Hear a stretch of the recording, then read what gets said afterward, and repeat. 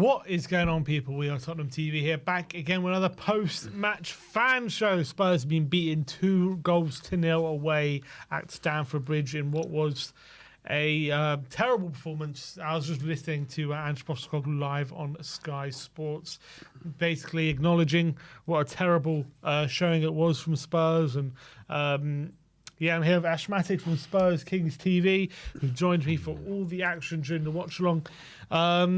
It was another terrible away day for Spurs, as it has been for a lot of them, hasn't there, recently?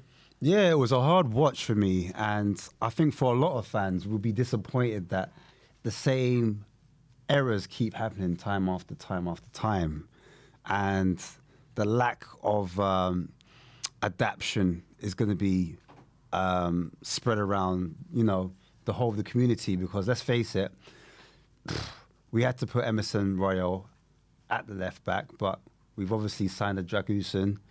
We possibly could have gone to a back three, and I think that's where a lot of fans are a bit cheesed off at the moment, because I think when you're looking at some of our transitional play, that's where we got let down. We're not able to play out from the back smoothly, or we're not able to do the first or second phase. And then even when we are in the final third, we look disjointed because our front three don't look fluid. We don't really look like they could, hit a barn door. So this is where we are, man. We're 3 losses on the trot, and the mood's not mooding, shall I say. And was asked again in that interview just now about set pieces, and he said, he was asked, why don't you care about set pieces? And he said, I didn't say I didn't care. I just said it's not a priority. After today, would you make out of that response? Well, I heard that, on the commentary they were saying, was it Matt Wells was on the sidelines going crazy? Was it Chris Wells? I forget his name, but yeah, he was going crazy on the sidelines, followed by Ange. Ange was going crazy on the sidelines.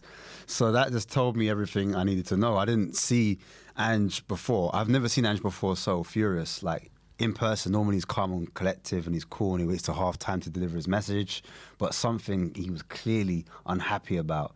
And I'm happy to get into the details of some of these people waiting online. So, all right, well, look, now is your chance to have your say about what happened today, and any thoughts you got about the current project at Tottenham and anything Tottenham related. So let's get you guys on, and let's start with Arian, who's in the back end, who I'm sure has got a lot to say. How are we doing, Arian? How you doing, mate? You all right?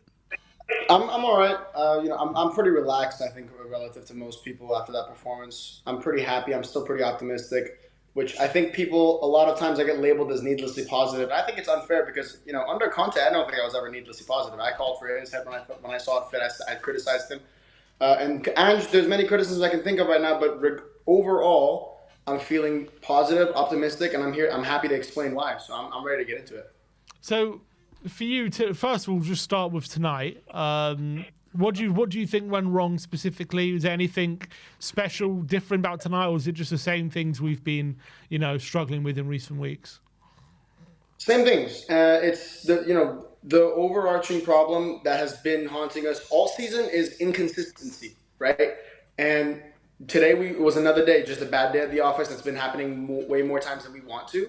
It's horribly inconsistent. But I think the thing that people haven't quite come to terms with is when you're trying to, go through a rebuild of the magnitude that Ange has on his hands, inconsistency is the thing that you have to accept. It's the problem that you're going to have to deal with.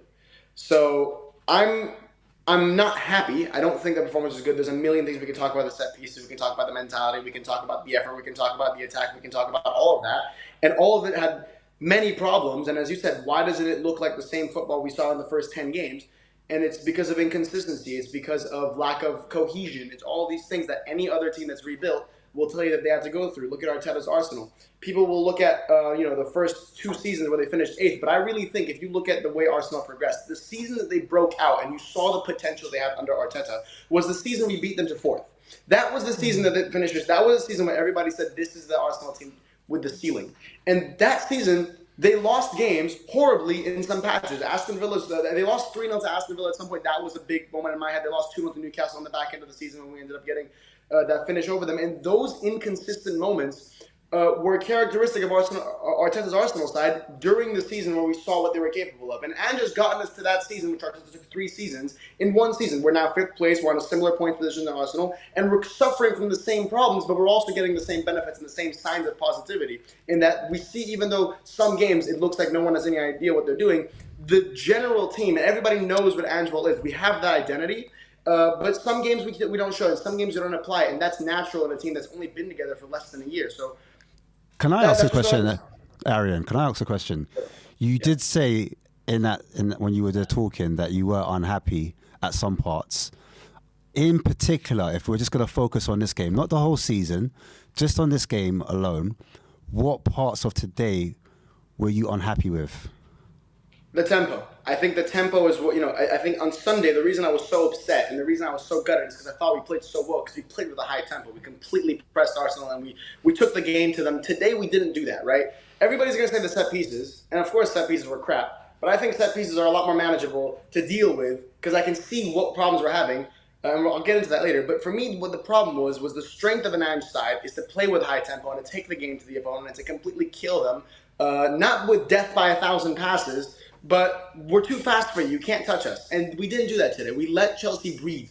That's the problem. We didn't suffocate them. We suffocated Arsenal, and they were very lucky not to get punished. But today, we completely gave all the space and all the game. We let Chelsea relax. We let Cucurella look like the best defensive left back in the league, and that's because he had the time to think about what he was doing. We didn't, and like you said, we fizzed the ball across. They almost scored an own goal. We didn't ask these questions where they have to think on the spot, think on their feet. Chelsea didn't have to think on their feet today. I completely agree, and I think it's almost as if, like, at the moment for Tottenham, when we play very quickly into the front line and then we get it to like Brennan Johnson or we get it to the left winger in space and then we get those balls across the face of goal, then we look dangerous. We did that a few times today. Petrovic had to get a hand on it. But apart from that, it's almost as if we don't have a different method of attacking at the moment. Is that not a problem? I think it's a problem, but I think it's a problem that's natural in the process that we're undertaking. I think that's a problem that we should have all expected seeing coming. It's a problem that doesn't surprise me. You look at, again, I'm going to use Arteta's Arsenal because I think they're kind of the blueprint everyone uses for a rebuild. You look at them in the first 3 seasons, and again, particularly that 5th season, they had the identity, and a lot of their fans clung on to certain goals they scored. I know they scored one against Southampton where the ball really was back to front, great goals. And those are the goals they cling on to because it's the thing that gives them identity as a team. But as Arsenal has progressed over the years, the reason that they've separated themselves from the team that finishes 5th into a team that's challenging for the title is because they figured out as a team ways to score more. Look at how good they're at set pieces now. The set pieces have not been a staple of the Arsenal side for the last 5 years. Now they're working on the set pieces. Now they're working on. Last season, there was a lot of last-minute shots from outside the area and stuff. Those things come with time after you develop your central idea. And I think that's what Ange is alluding to when he's saying, look, it's not a priority. Because Ange's main worry is to establish the identity of the team. And the little parts of it that will allow us to progress to the next level will come in their own due time. Right now, we have to worry about establishing the identity of Tottenham and what Ange ball is and what an Ange team looks like. And I think you're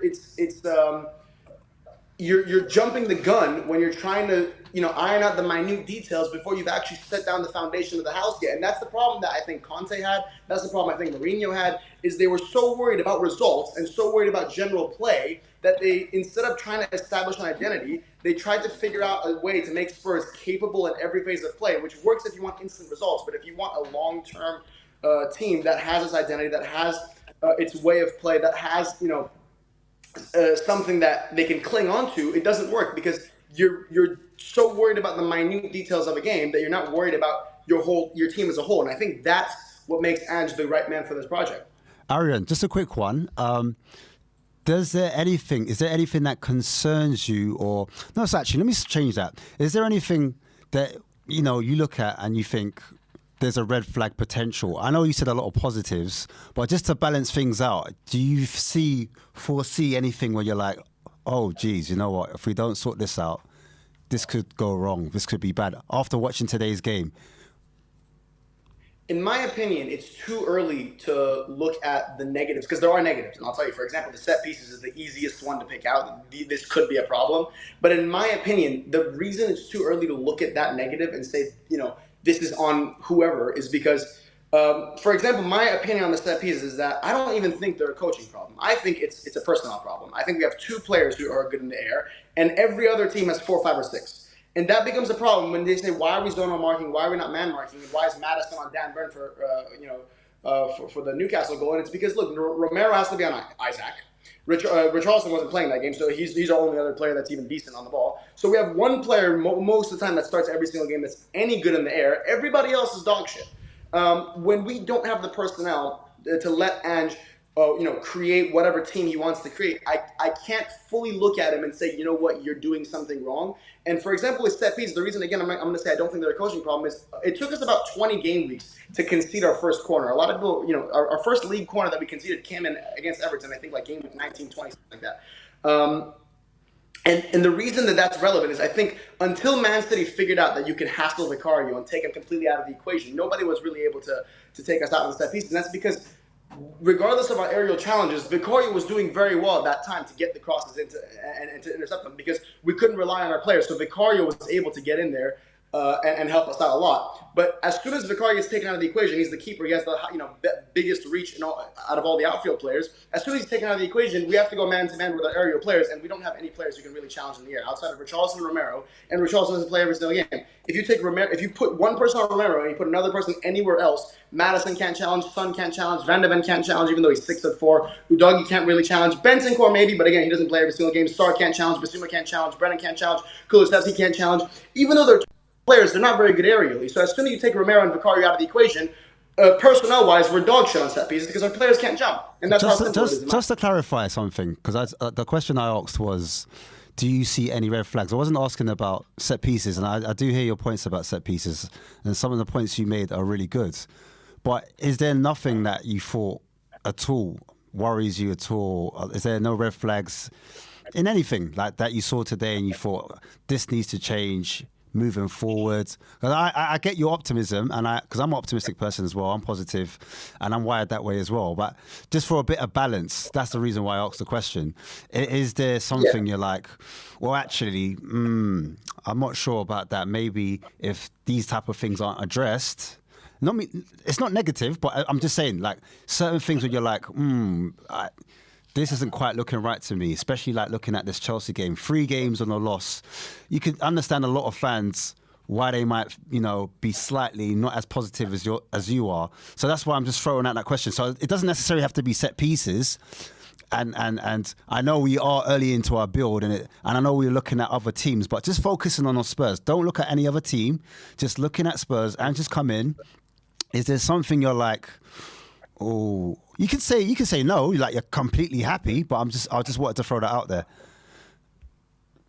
It's not that I'm completely happy because, if I say I'm completely happy, that'll imply that I don't think there's any problems with the team right now. And then the question is, well, why are we 5th? There are problems. And that's why I brought set pieces up, because I think that's one of the problems that's easiest to point out. Another problem, for example, would be, I think, especially until today, lack of, dropping players off form. But Madison was dropped, which I think most people were happy to see. So maybe until that. But again, I think you need to be a little bit more harsh on the lineup. But again, it doesn't have necessarily the deepest squad to do that. And again, you can go to lack of plan B. I don't really like the plan B thing because I don't think coaches necessarily should have a plan B. I don't really get the idea of a plan B. I don't think any top teams have plan Bs. You play the way you play. And again, I guess the question is, are there things that are wrong with the Tottenham team? The answer is yes. There's multiple. Again, set pieces are easy. I'm just going to say set pieces.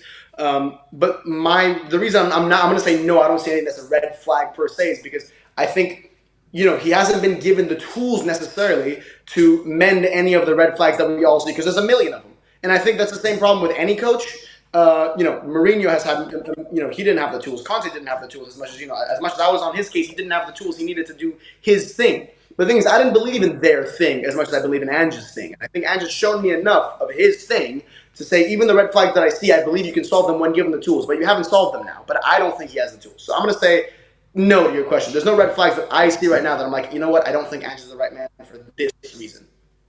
But what has happened since the Villa game? Because the Villa game, we win that game 4-0, and we look very much favourites for top 4 at that point. We've played 7 games since that game. We've lost 4 of them. The only winning 2, those 2 wins being Luton at home and Forest at home. And the other 5 games, we've drawn away at West Ham, lost 3-0 to Fulham, 4-0 to Newcastle, and then 2-0 tonight and 3-2 to Arsenal. So why is it falling so flat since that Villa game when that should have been our highest point of the season? It's a good question. It's horribly inconsistent. I don't know the answer. I can't. I would love to know the answer and say, you know what, it's because of X amount of injuries or X tactics or these individual mistakes. But I can't. And it's been a whole collective of a team underperforming, and there's, you could. I would just chalk it up to inconsistency and a lack of, cohesion in time. Again, this is the same. Again, I'm going to point to Arsenal and their breakout season. They had really poor performances. I think we beat Aston Villa and we should have propelled off that. But I think Arsenal losing, to me, that was the turning point of their season. Arsenal, the reason that back, it was like 10, 20 game weeks before they ended up choking top 4 to us. But that 3-0 loss out to Aston Villa was a really big turning point in their season, and they were able to get some patches, but their whole season was a lot of patches, good patches and bad patches, and we're having a lot of those right now. We had an incredible patch towards the beginning. We had a horrendous patch after the injury crisis. We had a pretty decent revival after the 5 games, but then it's really been up and down. And right now, it's massively down.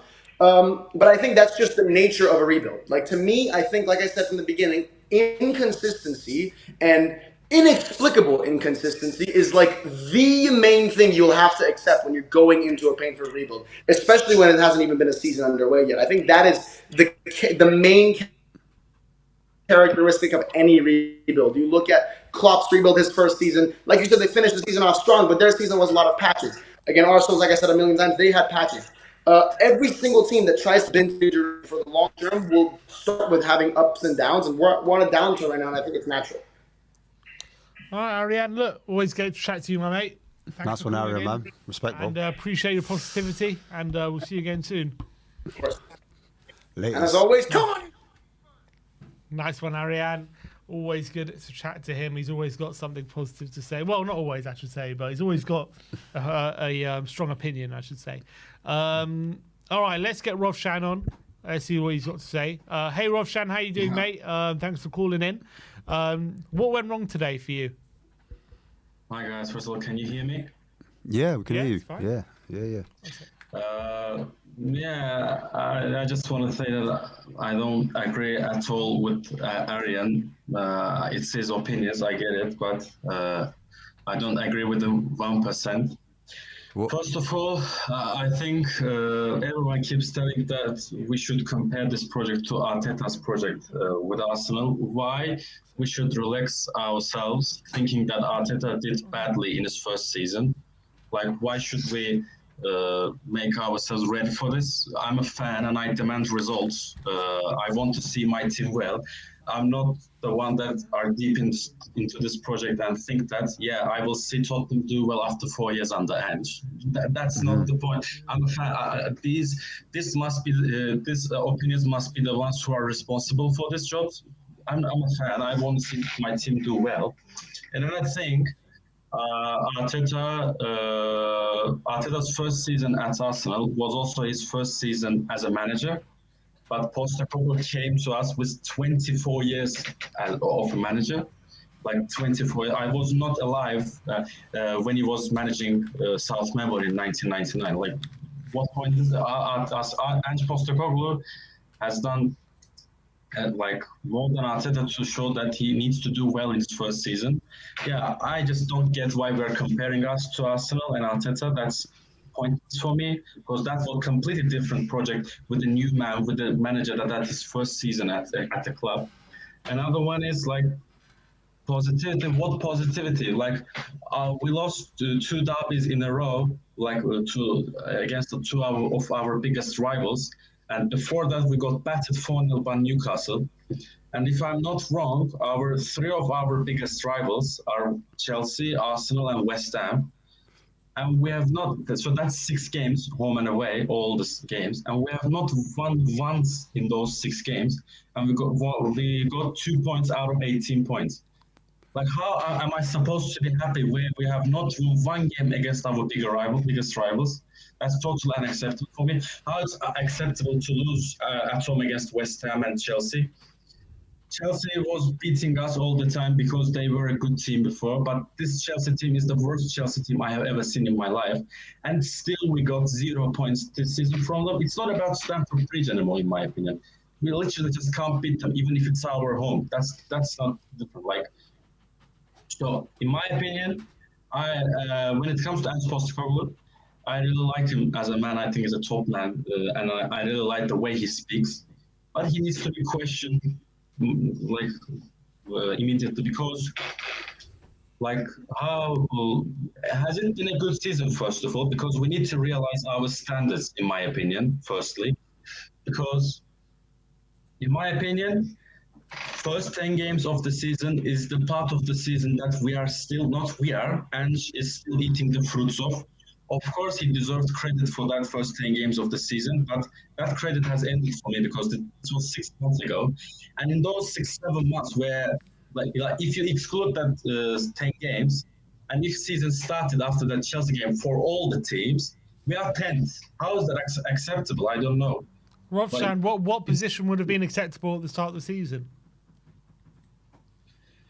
The position, let's maybe fifth would be acceptable, but the consistency we have is horrible because we are fifth because of the first 10 games of the season. And I still say, yes, of course, it's a part of the season, but how since that Chelsea game we have been so bad like this? Because season is a long season, it's a 38-game season, and you have to look part by part. And since that game, it has not been acceptable. Okay, let's say fifth place is good because we finished in the next place and we were not in Europe, and we will be in Europe next season. But if we are in 60 points, probably we are in fifth place because Manchester United and Newcastle hasn't done well. Okay, this might sound excuse, but I don't think it's acceptable.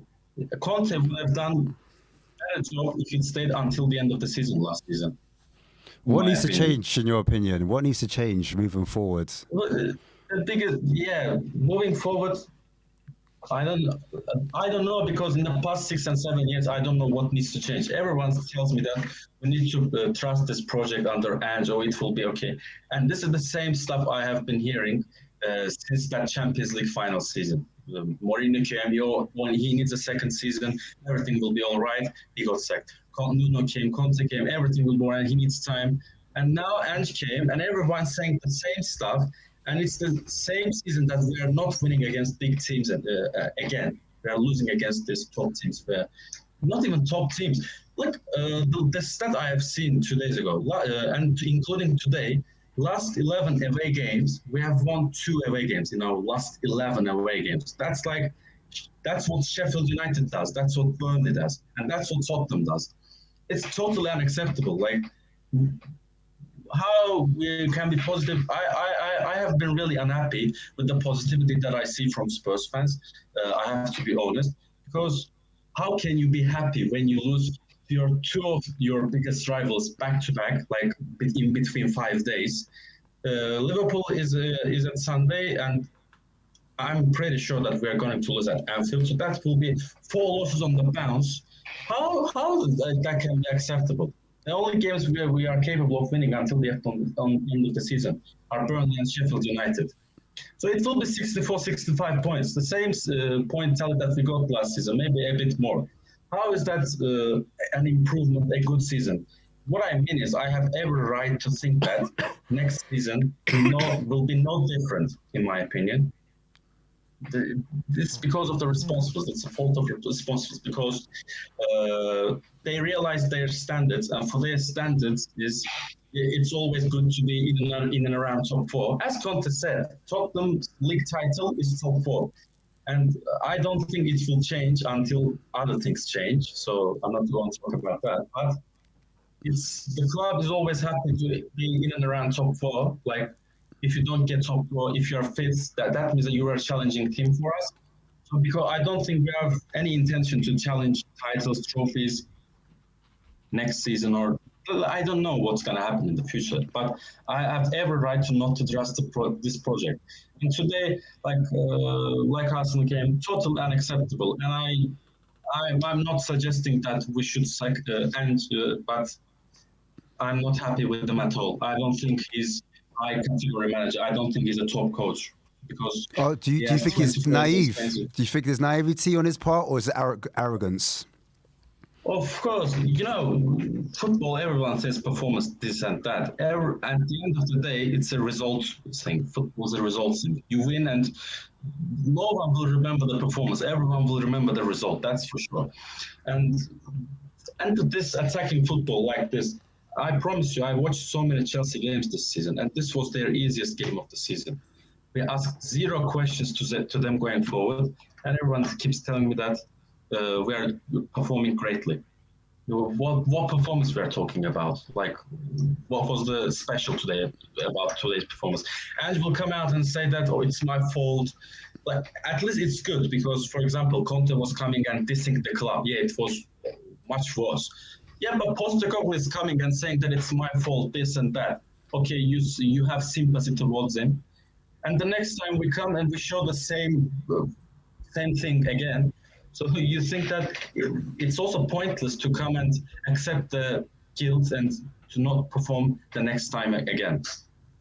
Unacceptable. And needs to be questioned. That's for sure. Rovshan, appreciate you calling in, mate. Thanks for Rovshan. as always. Nice one, bro. Speak to you soon. I appreciate you, man. See you, guys. Thank you, bro. See you soon. Take care. Nice one. We've got a lot of callers in the house tonight, so we're not going to be spending as long as maybe we were with the first 2 callers, but we'll make sure everyone comes on and has their say tonight. Let's get Ron on next, see what he has to say. Hey guys. Hey. Thanks for calling in. How you doing? Disappointing result today. What did you make of what you saw on the pitch today? I think the performance was disgraceful, really. I think Wonderland and Van de Ven has always excelled in their performances. I think Vicario was better than the last times in corners he came out and he pushed the ball. He didn't get bullied as he was in the last games. I think the change that we made when we play Richarlison as a striker and Son on the left makes the team much better. I think Richarlison's hold-up play really suited us this game. But I thought Johnson was absolutely terrible. I still think that Richarlison gets too little, very, very little opportunities, even though he plays very well when he gets the chance. I thought he should have maybe opened and we should have played Kulusevski instead of Johnson and Richarlison instead of Maddison. Generally, I think the number 6 position is just we cannot play without a number 6, and our number 6s are not in the quality needed to suit the system. I think Højbjerg and Yves Bissouma were losing balls, were not helping the defense, and not doing the job of the 6. And I thought Pape Sarr just lost his magic. I don't know what happened to him after his back injury, but he seemed to lose the ball always. And I thought we made Marco Corella look like prime Messi or Maldini or something. He couldn't lose the ball. Are you? There's a lot of people. Well, Rovshan just called in saying he's starting to question Ange. He's not convinced he's a top coach. What's your feelings about Ange at the moment after the recent form? Personally, I must say that one of the reasons I fell in love with Tottenham were the style of play. And under Mourinho and Nuno and Conte, I really felt disattachment from the club because I thought it's not the style that suits Tottenham. So I do think Ange Postecoglou is the right person for the system. I think our squad is too thin and we cannot play Emerson as left back. It's just not working. Not possible. It's not possible when you play Udogie and Porro, and then you get them in the middle. At least you have 2 players who can pass the ball, run forward, and stuff like that. Emerson just kept losing the ball and not being in his position. It was just utter terrible. But I think the main problem is not Ange or the standards or anything. I think or the free kicks or anything. I think the main problem was the squad. The squad doesn't suit his system. I think Son shouldn't be on the left because he's the type of person to play to cut inside and shoot. But we need wingers who push for the wings, push for the sides, who create width. And again, I still believe in Ange. I just think we need reinforcements. in certain positions, especially I think Brian Daigle says it for a long time. The number 6 position, we must bring a quality player there, and we must bring attackers. I thought the main thing I was very angry about wasn't the goals we conceded, was that we didn't score any goals even though we played on the attack, and that's the style that Andrew wants to play. He wants to play with all of his players on the half line and forward. So when you play like that, you expect to score goals, and we couldn't do it today. Yeah. But what I'm concerned about as well is that, ever since we've gotten our first team players back since March or April time, ever since that Villa game, things have really taken a turn for the worse. What would you put that down to? Why do you think, since beating Villa 4-0, we've put ourselves in a great position for top 4, but our form has really dipped massively since that game? Why do you think that happened? I think it has a lot to do with Madison's downhill performances. Like he fell apart. He doesn't look like the same person as he was in the beginning of the season. I think even today when he came as a sub, he wasn't as good as Lo Celso, and they both came as subs. I think the main thing here is that teams like Arsenal and Chelsea, even Chelsea, they have good players. They're not a bad team. They just know how to use the set pieces efficiently, and I'm okay with that. That we cannot defend set pieces right now because it's not the time of the project. We still have a lot of things to do prior to that. But I am a bit pissed that it keeps repeating and it keeps repeating and it keeps repeating. Like they are not even working on it, not even a bit. I do think that it has a lot to do with the height of our squad.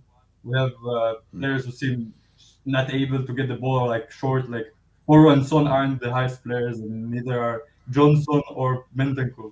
I think we need to bring maybe a real number 6. Yeah, maybe someone who is strong. That's what I think the main problem is.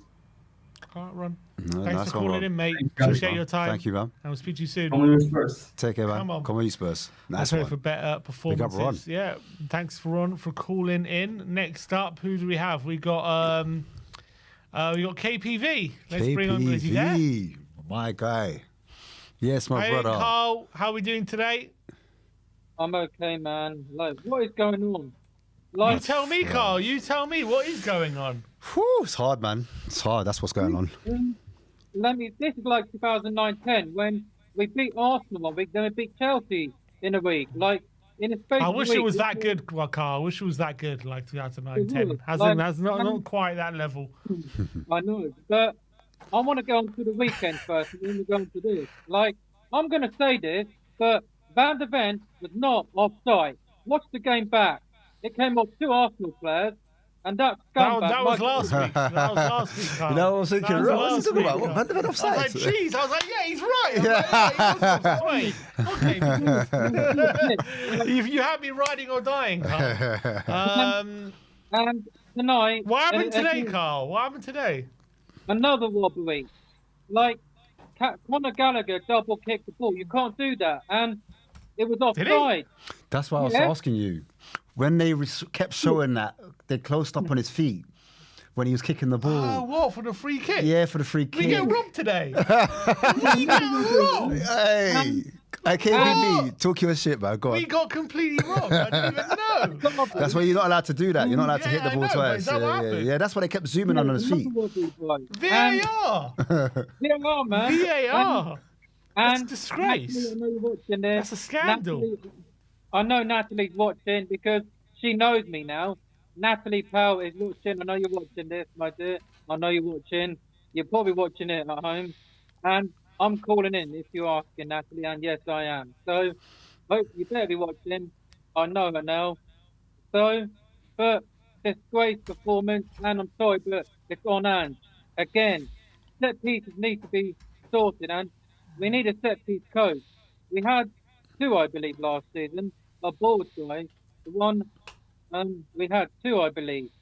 But now we desperately need one. And like I said it on a calling show, Tim, I do not watch our crap team. I prefer Real Madrid. Sorry, but this team is dog shit. Mr. Box Office got it right. This Big Ange. Are you? Have you given up on Ange? Have we been found out, KPV? Have we been found out massively? He can't even beat. You heard what Rovshan said. We can't even beat three of our biggest rivals at home. Like, we can't. This is ridiculous. That scumbag Jackson, Joe Linton 2.0. He's now scored 4. Joe Linton always seems to score, and now this dumbass stuff. Like, seriously, when's it gonna end? Fucking hell, dude. When's it gonna end? Like, 2 times. He's now You're a lost. Spurs fan, Carl. You should know it never ends. It never ends. This is the Well, life of a Tottenham This is fan. ridiculous, blood. Like, I am pissed off. We've now lost twice to the Judas, who should not be in that club. Like, you heard what Lewis said to Ben yesterday, the preview. Get Pochettino out. Well, we should have beaten them tonight, but we can't even beat them at home or away. And he's now, like, the last player to score home and away against Chelsea was Harry Kane. And we always, like, if people remember right, we beat them at our ground last season. All of us did well then. That was the time. And I would have preferred a draw tonight because I was at table 22 in the dog's head. Table 22.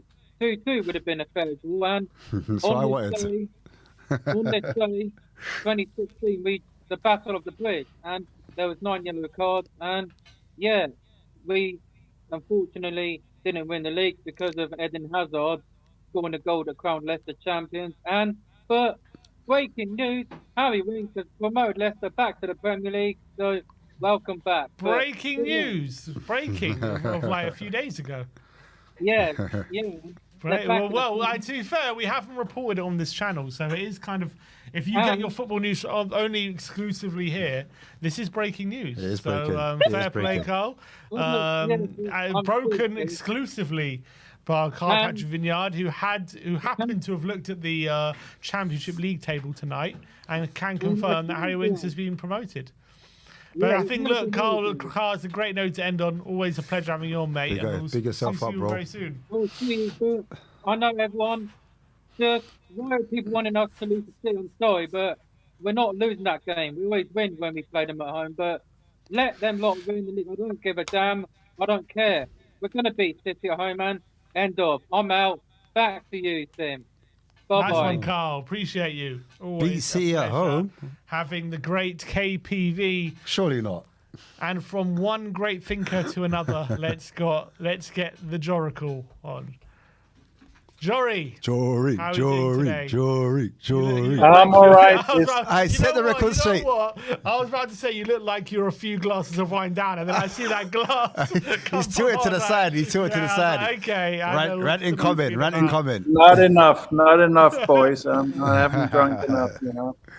But yeah, Jorri, you've been fairly critical of Ange in recent weeks. What does tonight do for you? I mean, unfortunately, this is the I told you so show, right? This is the Is that what's happening? I told you so. No, like this is the last thing I want to see, but unfortunately, I've been seeing it for a while. I was going through the games just before I came on here, and for me, really, guys, apart from that amazing start, it's really only the Newcastle game and the Villa game that were kind of impressive games, I think. Some of them were okay. They were okay. You know, there were other wins that were okay. But even most of our wins have been worrying for me.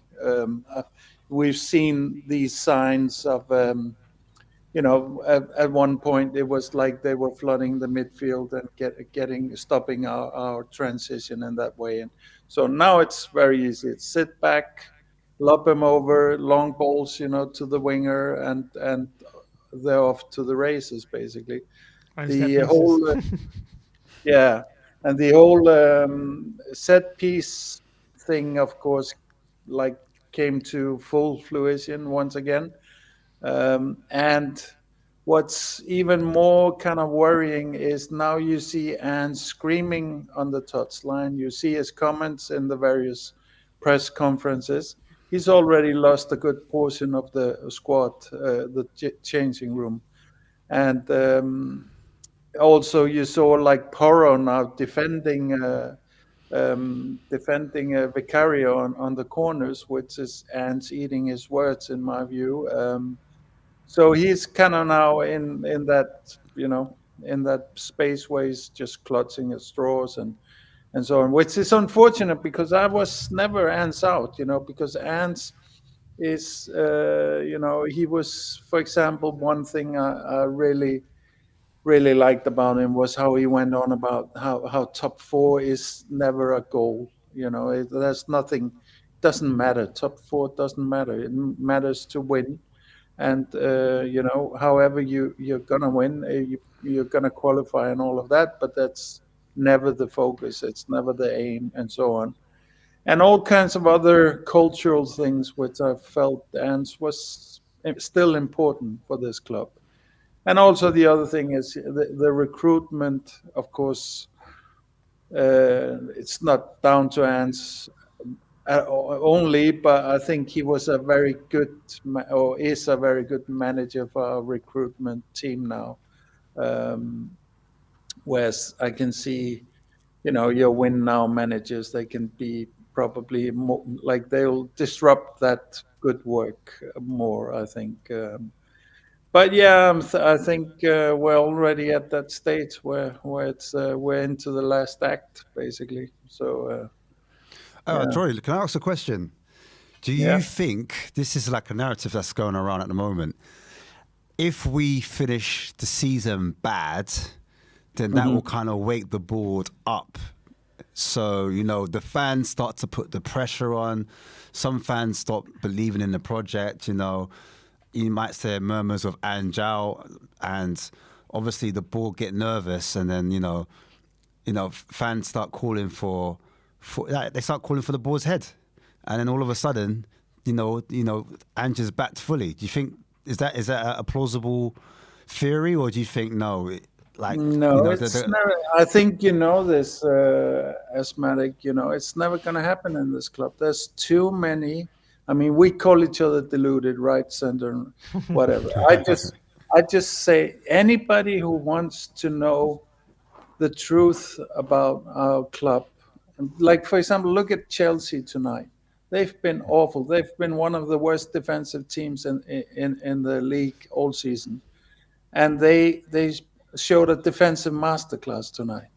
That's something that comes deep from the veins of an institution that has certain taboos that you don't cross.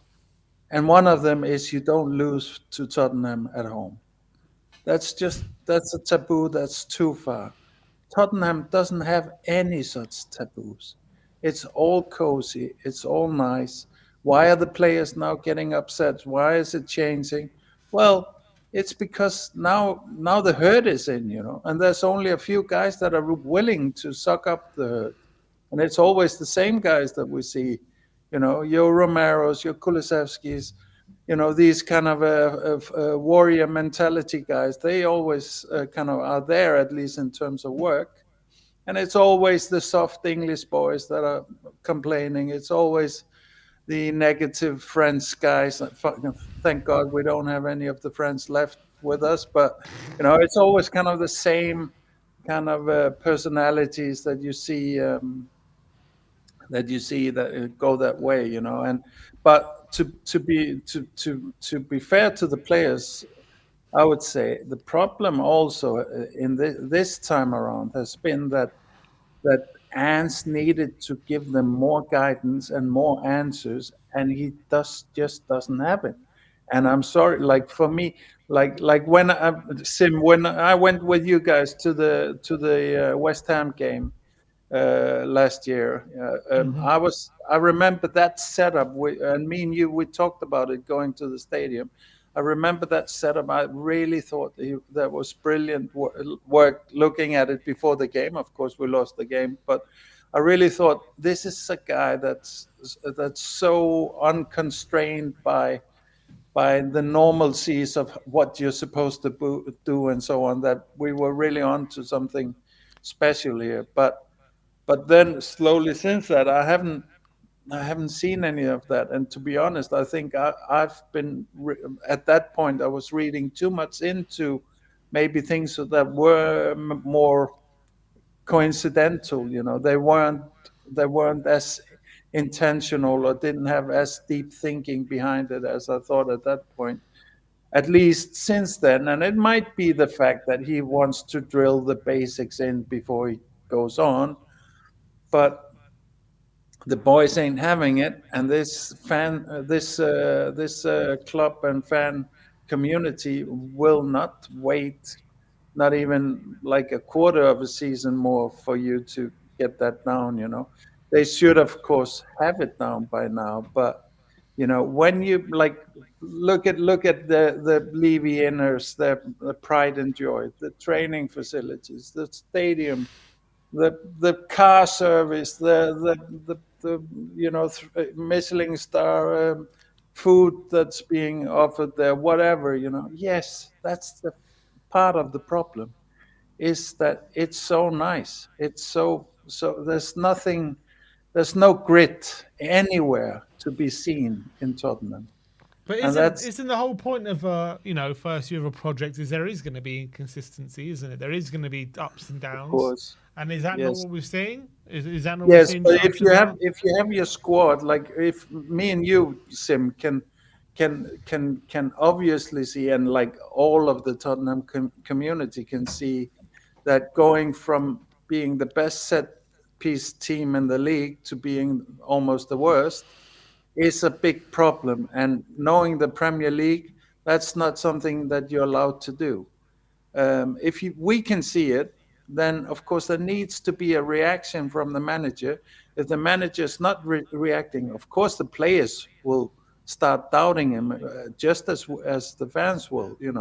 So that's a big mistake. And to be honest, I don't think it's a principle thing or anything. I think it doesn't have the answers. I think this is, like I said on our other show, is it's like his first book, it's his first album. It's a brilliant base template which he's worked on his whole life, and now he's up against the best minds in football, and they've worked it out pretty quickly. And now he needs to come up with his second book or his second album, and it's gonna not be anything like the first. That's not the type of manager he's been. You can't come to the Premier League and just have one tactic and expect to win. We've gone through this. Pep couldn't do it. Klopp couldn't do it. Nobody's been able to do it. I ask you guys, both of you, does Arsenal have a squad that's fit for contending for the title? Yeah. Yeah. Yeah, of course. Yeah. Of course. Of course. Would Arteta be able to win the title with one tactic, with one setup approach, base approach? In my opinion, no. No. No. I could say the same about Man City, because it's proven through the years. Maybe some of the years, maybe you could say they played just one base setup, but in general, they've had to juggle two or three. Now these teams are into 3, 4, 5 different kind of base setups. That's the truth of the Premier League. You cannot negate this. And yes, okay, we're driving one system just to drill it into the players as our base system, but you're not afforded that kind of breathing room in the Premier League. The stakes are too high, the pressure's too much. You need to be making results as you go along in your project progress. Pochettino needed to get over all kinds of hurdles in his project, and was close to. But at this stage of the project, would you not say he's on par with what the other guys you're talking about are doing? No, not really. I would say, if we're finishing fifth, scraping in fifth now, then that's better than what we expected at the beginning of the season. Yes, but doesn't really matter, Sim, because we've seen since the Chelsea game at home regression, and we've seen systemic tactical problems get worse and worse and worse. So that's just like we're not. I don't think anybody is being hasty here. We have been very patient, and the fact is these things are not being answered for whatever reason. Maybe it's because of these principles that he is drilling into them. I don't think so. I think it's simply because there isn't really an answer to be had there, and that's kind of what you're seeing tonight. To be honest, I would say almost seeing Porro defending Vic on the corners kind of almost confirms it for me, because that's something he doesn't. It's not important. It's not one of his things, but still we see it tonight, which is just, now he's maybe not clutching at straws, but he's trying to adapt to the demand, and he's not going to be good at it. That's something I'm pretty sure at, So yeah, unfortunately, guys, I think. But like I say, I'm still not answering. What's the point of changing managers? There's no point of changing manager. At least this manager has a good effect on the culture. Yeah, once maybe with a refresh of the squad this summer, maybe we'll get some good games at the start of the season. I'm sure we won't win anything with him, but as long as this ownership is around, this is a pointless exercise to change managers.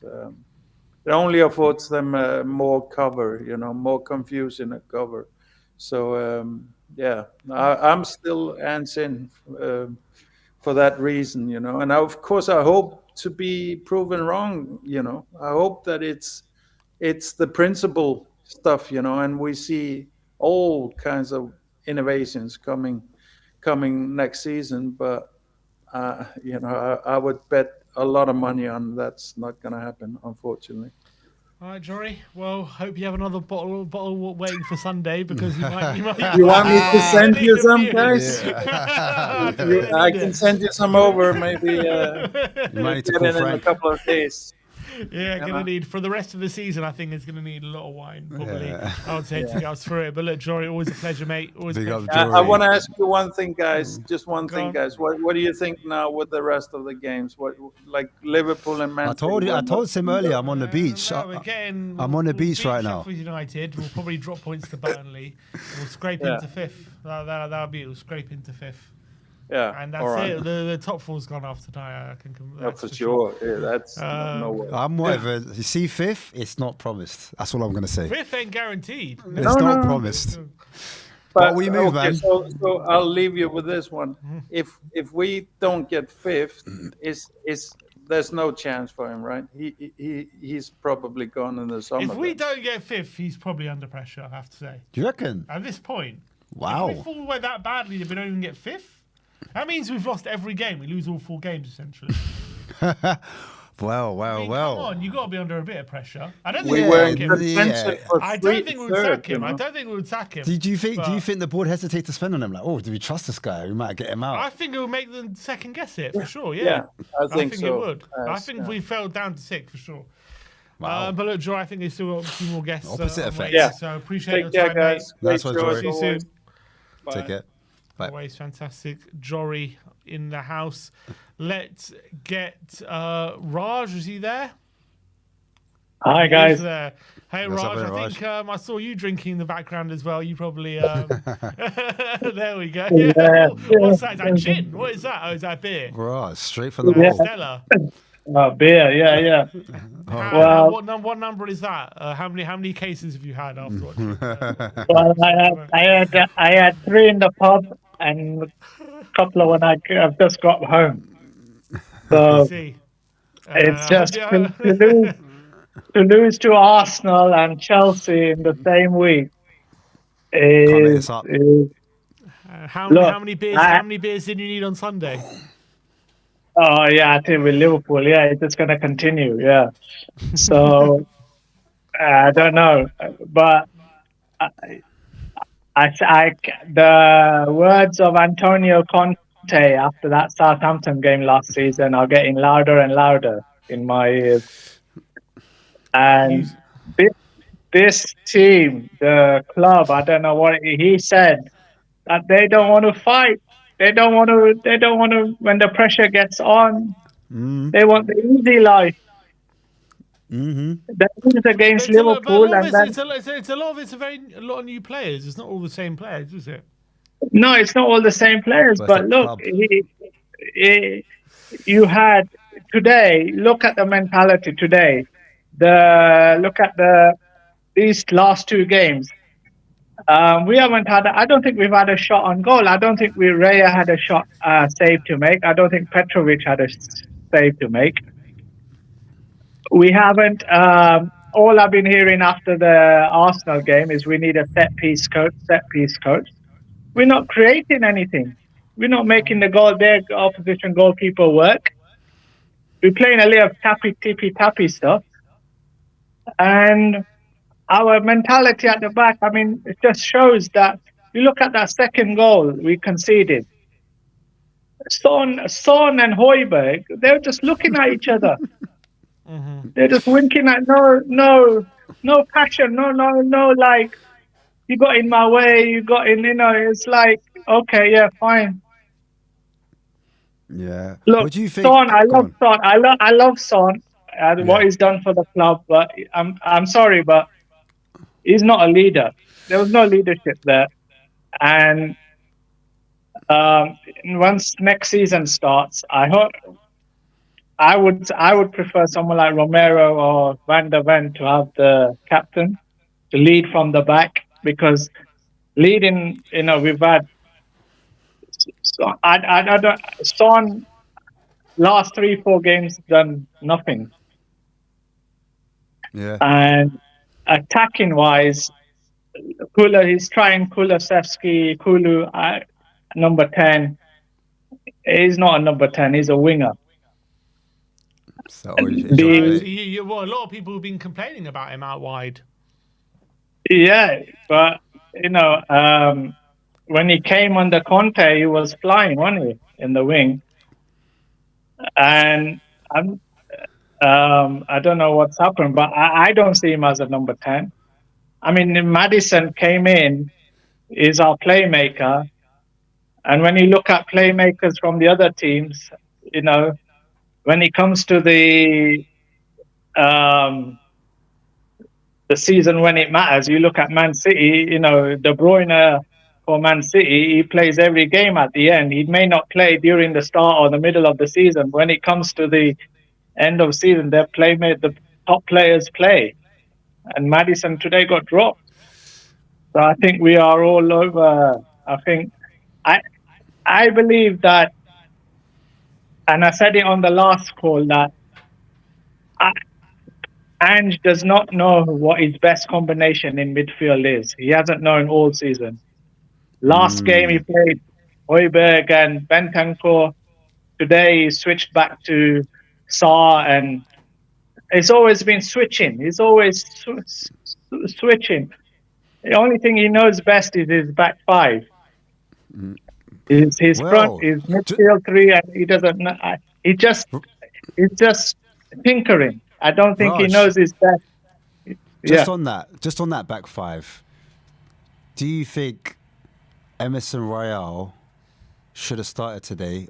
Was he part of the reason why we weren't looking too right today in the build-up play, for example, defending? Well, to be fair on Ange, there's no one else, is there? There's no one.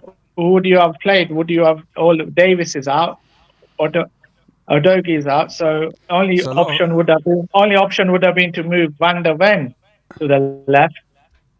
Well, a lot of people were saying to play a back three, to change it up, maybe to people are saying that Ange is stubborn, he doesn't want to adapt. Do you think he has to stick with the back four, or if you've got the players that suit a back three, like if you think about it, Romero's played in the back three, and so is the thing is, some coaches are reluctant to go to a system. If you look at Conte, he would never go to a back four. And he would always stick to a back three, whereas Ange is the vice versa. So I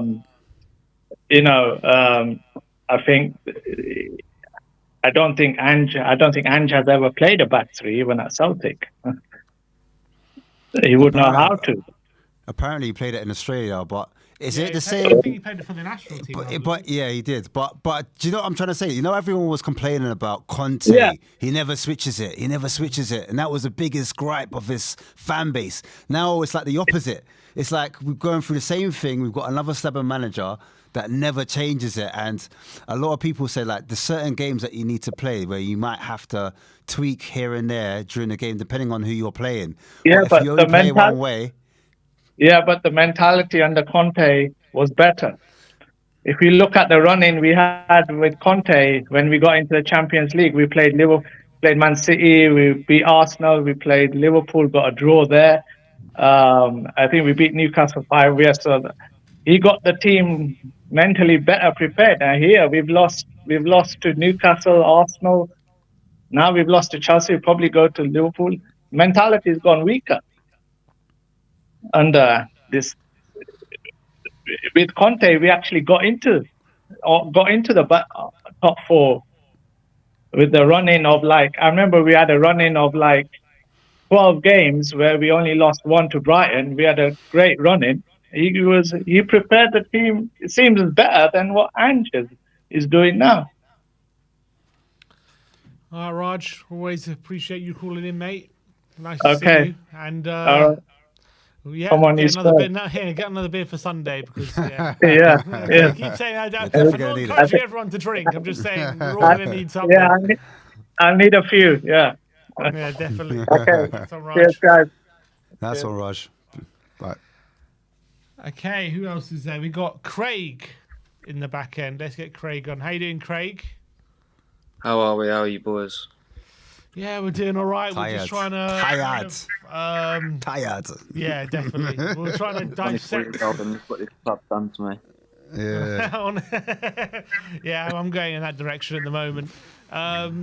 What? How do you assess things at the moment? A lot of people are angry at Ange at the moment, saying, they're not sure if they think he's the long-term solution anymore. Some people saying it's always going to be that way in a project.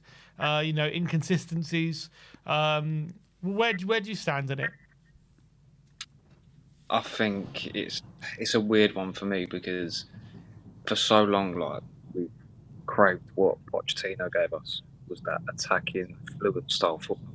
Got that back, and look at the way we was at the start of the season. For example, it's like I've gone from loving the football, can't wait to watch Tottenham every week, cannot wait to sit down and watch it, cannot wait to go to the games, and now I'm just bored. I'm dreading watching us, and I still do it anyway. I still put myself through it, even though I know what I'm expecting. It's the same stuff. And the stance of Ange, we can't fault him too much, right? Yeah, there's the only one tactic thing, but it's his first season. I think now it's just, I think Champions League's done, and I'm not fussed about it anyway. I think we can all agree we're not good enough.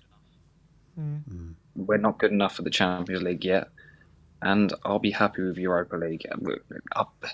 If we go that bad and go down to the Conference League, I mean, at least we might even be favourites to win it, and probably still won't.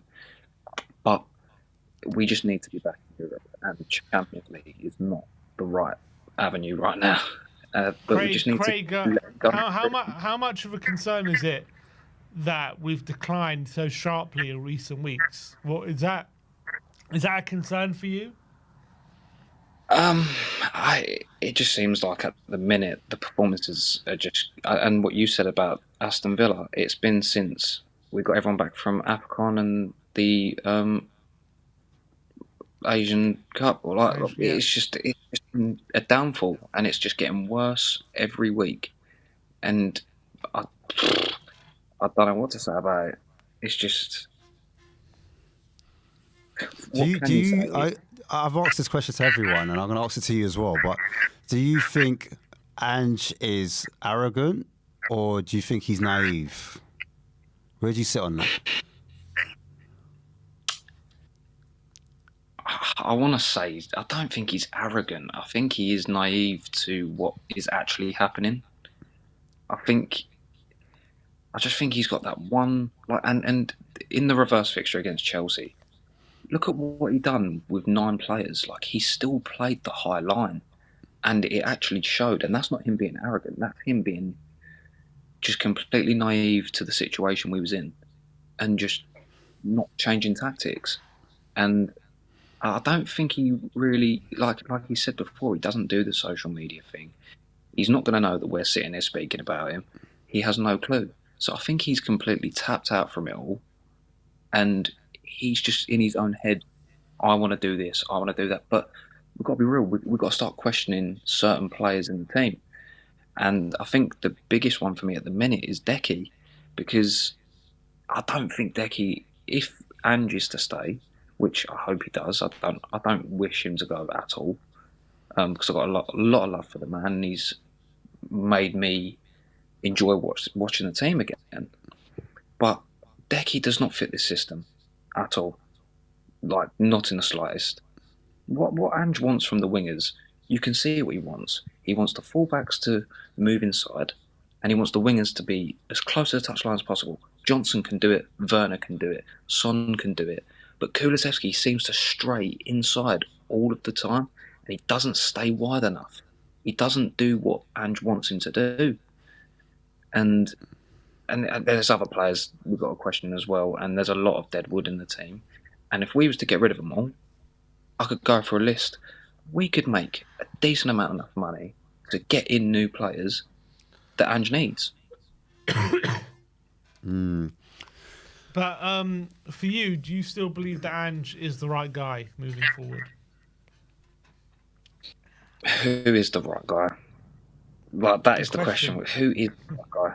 Like, it's such a hard question to answer, because I do love him. I think he's a good manager. I think if he keeps this tactic where it's just the one tactic and he doesn't switch things up and sort of shock teams and surprise them in a way, then no, he's not the right manager for us, because all it took this season is a new tactic has come to Tottenham. Teams were sort of bewildered by it at first, didn't know how to deal with it, and as time's gone on, it's just been figured out. And what we do now, and I noticed it a lot against Arsenal, is we're getting on these like breakaways and it's looking promising, but then we just stop and let them all get back, and then we've passed all the way back to Van der Ven again. And it was repetitive, very repetitive. Like, and it's just, yeah, if it stays the way it is, no. But if he makes changes, then yes. All right, Craig, appreciate your time as always, mate. Thanks for calling in. Big up, Craig. And we'll see you again soon. No worries. Nice one. See you soon. Nice one, Take care, Craig. guys. Thanks for calling, mate. Take care, man. All right. That's it. Oh, cool. Oh, Craig was the last Done. one. All right. All right, Appreciate cool. everyone for calling in. Unfortunately, there does appear to be a problem with YouTube at the moment, uploading. So once we stop live, we will try our best to get these videos out to you as soon as possible. But there seems to be a problem at the moment. So bear with. YouTube backend, they're going to be working with it. But I guess that's a miserable end to a miserable day, isn't it? It is, Appreciate your time, bro. Thanks for coming in. Respect, bro. All Thanks the time. for, Love, man. going through all that crazy drama with us. Unfortunately, didn't go away today. We'll be back tomorrow, hopefully, if you juice back up. We'll be back tomorrow with the post-match analysis of Ben, and we'll be previewing the Liverpool game as well.